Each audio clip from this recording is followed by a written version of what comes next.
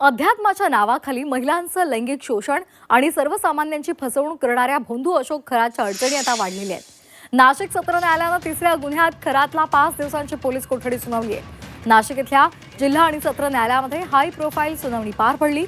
या सुनावणी दरम्यान सरकारी पक्षानं खरातच्या कृत्यांचा पाढा वाचला, तसंच त्याच्या विरोधात गुन्हेगारी स्वरूपाचे गंभीर पुरावे सुद्धा सादर केलेले आहेत।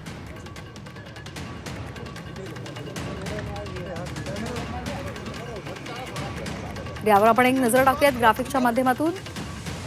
पीडित महिला 7 महिन्यांची गरोदर असताना अत्याचार झाल्याचं सरकारी वकिलांनी सांगितलं। 7व्या महिन्यात नजर लागते काढण्यासाठी विधीचा बनाव केला। विधी करताना नकली साप वाघाचे कातडे दाखवले। विधी केल्यावर मुलगाच होईल असं त्यानं महिलेला सांगितलं। पॉलिश केलेले चिंचोके लाखो रुपयांना विकले। लैंगिक अत्याचार करताना लॅपटॉप समोर ठेवून व्हिडिओ काढले। यावर तुम्हाला काही म्हणायचंय का असं न्यायाधीशांनी खरातला विचारलं।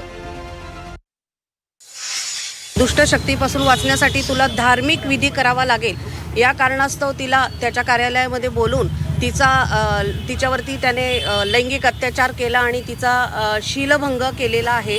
आणि या अनुषंगाने सदरचा गुन्हा हा अत्यंत गंभीर आणि संवेदनशील असल्याने त्याचा सखोल तपास करायचा असल्याने आम्ही माननीय कोर्टाकडे पोलीस कोठडीची मागणी केली असता